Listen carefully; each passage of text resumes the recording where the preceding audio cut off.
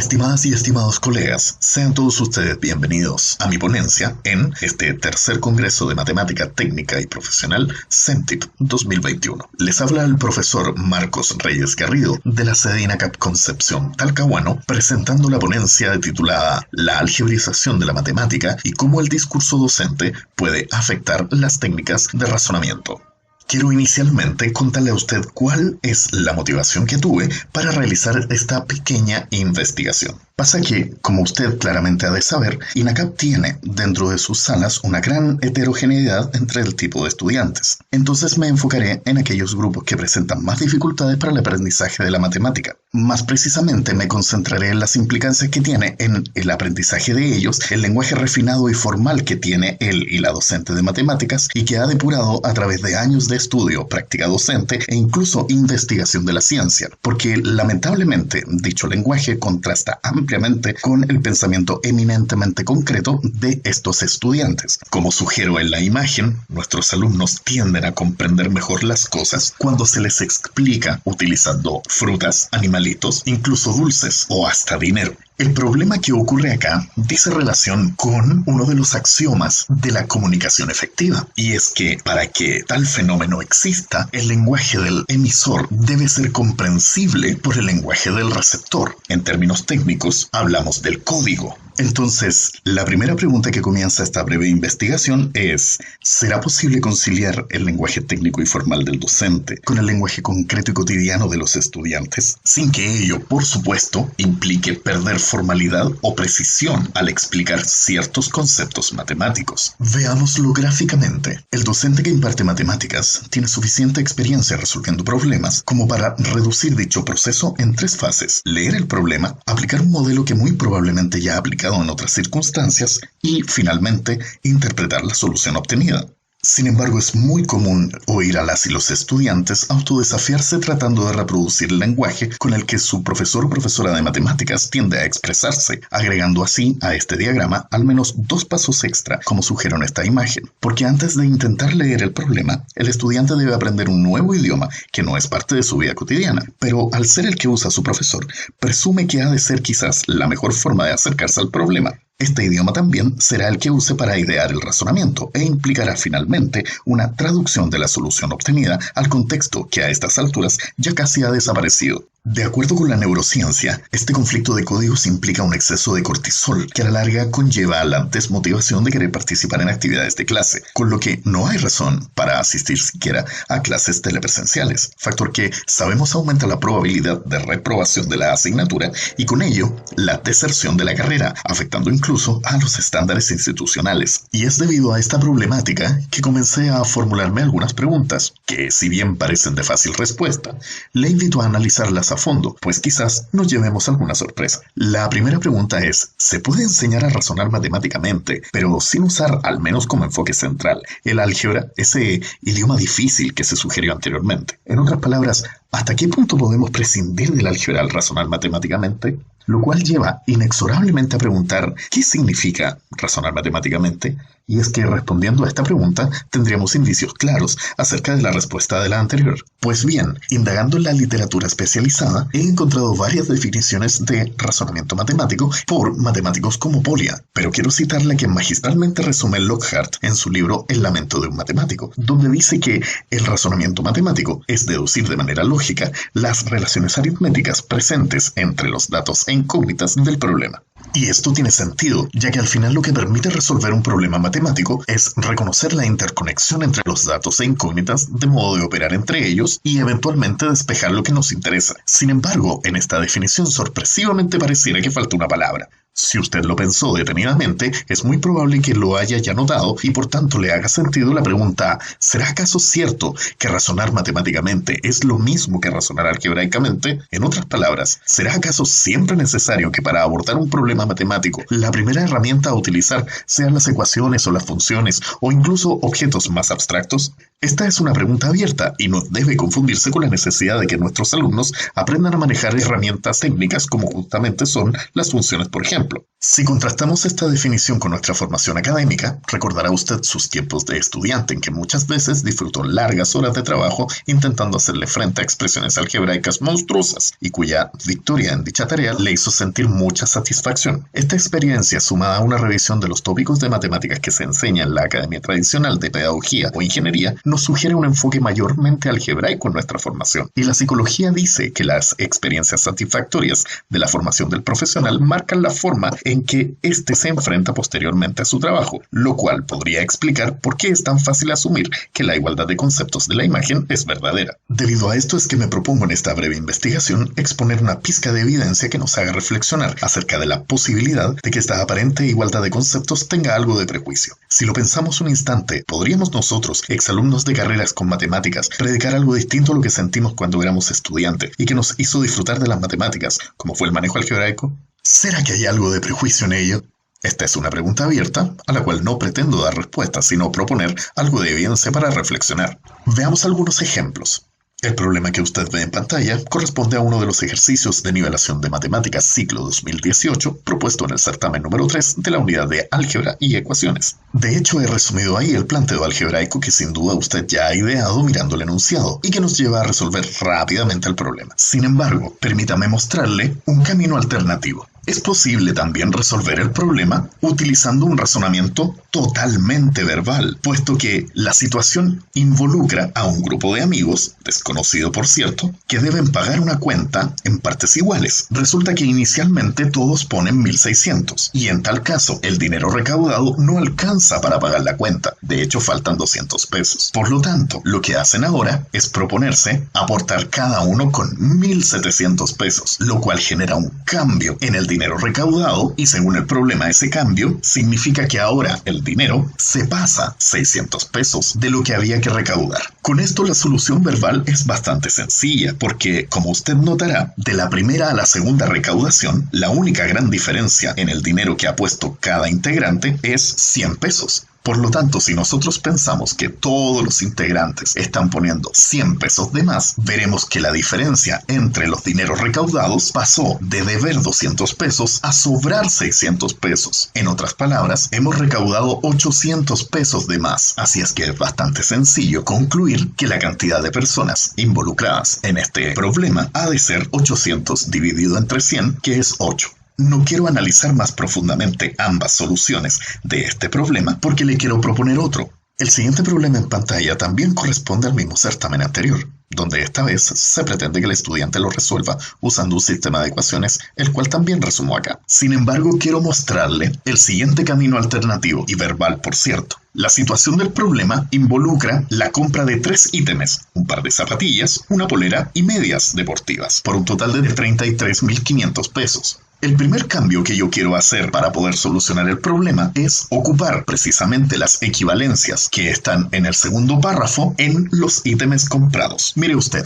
En primer lugar, cambiemos las zapatillas que hemos comprado por las 7 medias, porque según el segundo párrafo, el par de zapatillas equivale al precio de 7 medias. El segundo cambio que voy a hacer es, al valor pagado, 33.500, agregarle 4.000 pesos, porque, como dice el segundo párrafo, la polera vale 4.000 pesos menos que el par de zapatillas. Es decir, si yo tomo la polera y le agrego 4.000 pesos, obtengo el precio del par de zapatillas. Así que esta vez, pagando 33.500 más 4.000, es decir, pagando 37.500, me debería alcanzar no para la polera solamente, sino que para poder cambiarla por un par de zapatillas. ¿Y por qué no? Hagámosle el mismo proceso del paso anterior y cambiemos ese par de zapatillas nuevo por otras 7 medias. Si usted lleva la cuenta como yo, notará que hemos entonces comprado un total de 15 medias y hemos pagado los 33.500 más los 4.000 pesos. Así que de aquí es muy sencillo deducir que el valor de una media deportiva será la 15ª parte de esos 37.500 pesos, es decir, 2.500. Y con eso, por supuesto, el problema queda completamente resuelto en función de las equivalencias entre los ítems. Entonces, ahora sí, le quiero invitar a hacer un breve análisis sobre los dos estilos de solución. Yo le he presentado acá un método numérico para resolver los problemas, pero también el método algebraico clásico. Y en esta pequeña tabla estoy resumiendo algunas de las características de cada uno de los métodos. Por un lado, el método numérico contiene un lenguaje accesible, y es que en ningún caso aparecen letras ni grandes fórmulas que son precisamente las que a los estudiantes les provocan pavor. Por su parte, el método algebraico requiere un manejo previo de dicho lenguaje, haciendo alusión, por supuesto, a la secuencia de procesos mentales que le presenté al principio de esta exposición. Otra de las características que tiene el método numérico es que mantiene la conexión con el contexto del problema en todo momento. Es decir, nosotros podemos, con el método numérico, resolver el problema sin dejar de hablar en el idioma del problema, cosa que usted habrá notado en los dos ejemplos que le acabo de mostrar.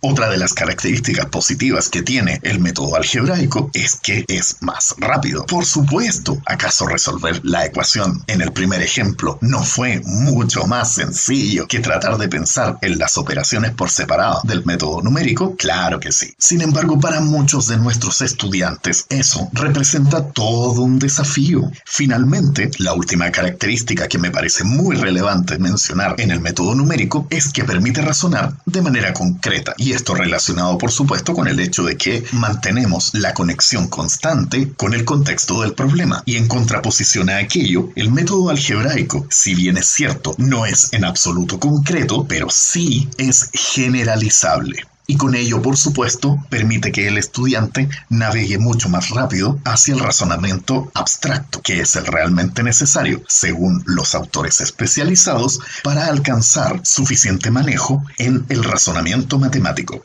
Entonces, a la luz de este pequeño cara a cara que he hecho con estos dos métodos, me propuse dos hipótesis fundamentales que quise evidenciar en mi experimento, las cuales son, como dice ahí, primero, que un alumno que maneja técnicas de razonamiento numérico tiende a comprender más rápido la generalización inherente al razonamiento algebraico comparado con uno que quizás no tiene este nivel de manejo en razonamiento numérico. Y por otro lado, está que un alumno que maneja técnicas de razonamiento numérico tiende a enfrentar la matemática con mayor autoestima en comparación con uno que no. Y si usted me permite resumir estas dos hipótesis en una sola, le diría que mi intención en este experimento es demostrar al menos un indicio que nos lleve a pensar que el manejar el razonamiento numérico de manera profunda y previa al razonamiento algebraico incide de manera positiva en el aspecto académico y actitudinal de su desempeño en las asignaturas de matemáticas. Con este propósito, lo que se me ocurrió fue primero tomar un problema, el cual saqué de un certamen de la unidad de álgebra y ecuaciones que propuse por allá por el año 2015 en un curso vespertino, y que dice así: consideramos un autobús que comienza su recorrido con cierta cantidad de pasajeros, y entre paréntesis aclaro que el único dinero presente en la recaudación del autobús corresponde al pagado por los pasajeros de este viaje. Las condiciones del problema son que cada vez que el autobús se detiene en un paradero, bajan 3 personas y suben 4, y además este bus tiene una tarifa única que es igual a 200 pesos. La pregunta es, ¿cuántos pasajeros se subieron al principio de su recorrido si en la estación final hay 25 pasajeros todavía en el bus, que evidentemente se bajan ahí? Y si se sabe también que logró recaudar un total de 14.000 pesos solo en este viaje. Este es un problema de dificultad estándar propuesto pensando en la unidad de planteo de ecuaciones y sistemas de ecuaciones de primer grado, y lo que hice fue planteárselo a un total de 10 docentes de INACAP de distintas sedes a nivel nacional. Se les pidió que resolvieran este problema no pensando en presentarlo como parte de una clase, sino que lo resolvieran como si se les propusiera exclusivamente a ellas y ellos. El resultado obtenido acá es que el 100% de los docentes involucrados resolvieron el problema casi de la misma forma, proponiendo como X a la cantidad de pasajeros que había al principio e Y el número de paradas. De esta forma se genera ese sistema de ecuaciones que usted ve ahí, el cual al resolver nos lleva a esas dos soluciones, las cuales basta sencillamente interpretarlas en base a los nombres asignados de las variables en cuestión. Por lo tanto, con esto concluí que al menos en esta muestra de docentes de matemáticas, parece ser que el álgebra es la primera herramienta con la que tendemos a enfrentarnos a los problemas como esto. Y ello a su vez habla de un conocimiento muy acabado de lo que significa el razonamiento matemático, pues se combina la formalidad con la precisión. Claramente este es el camino más corto y que permite a su vez, incluso cambiando los datos del problema, resolverlo. Posteriormente a esto, se les propuso el mismo problema a dos cursos de matemáticas de primer semestre, MTAE 01, que estoy llamando ahí curso A y curso B. La diferencia entre estos dos cursos es que uno de ellos, curso A, durante la primera unidad de secuencias numéricas, tuvieron también formación en técnicas de razonamiento numérico, resolviendo problemas en equipos y comentando soluciones con el profesor. En cambio, el otro curso, el curso B, no tuvo previamente esta posibilidad. Esto se aplicó en una clase generando equipos de trabajo con la metodología ARPA. Y los resultados obtenidos los resumo diciendo que ambos cursos lograron soluciones numéricas y soluciones algebraicas. Dicho sea de paso, cuando digo soluciones numéricas, estoy dejando fuera aquellas que significaban tanteo. Y esto, por supuesto, no pareciera ser en absoluto una evidencia de la hipótesis propuesta. Sin embargo, aquí viene la sorpresa. El curso A, que sí conocía métodos de razonamiento numérico, durante la plenaria demostró gran facilidad para comprender las soluciones algebraicas que entregaron los equipos que las hallaron, incluso aquellos que encontraron soluciones numéricas. En cambio, en el curso B, que no tuvo esta introducción de razonamiento numérico, lamentablemente, cuando los estudiantes quisieron presentarle al público las soluciones algebraicas encontradas, el resto, que encontró soluciones numéricas, manifestó mucha más dificultad en tratar de comprenderla. Esto fue percibido recopilando las impresiones de los grupos de estudiantes. Y por si usted se está preguntando cuál será acaso una solución numérica para este simpático problema, permítame compartirle una que a mi juicio se merece el premio por la belleza y la simpleza. Entregada por los estudiantes, por supuesto. El razonamiento fue, primero consideramos los 14,000 pesos que corresponden a la recaudación total del bus y lo dividimos entre los 200 pesos que vale cada pasaje.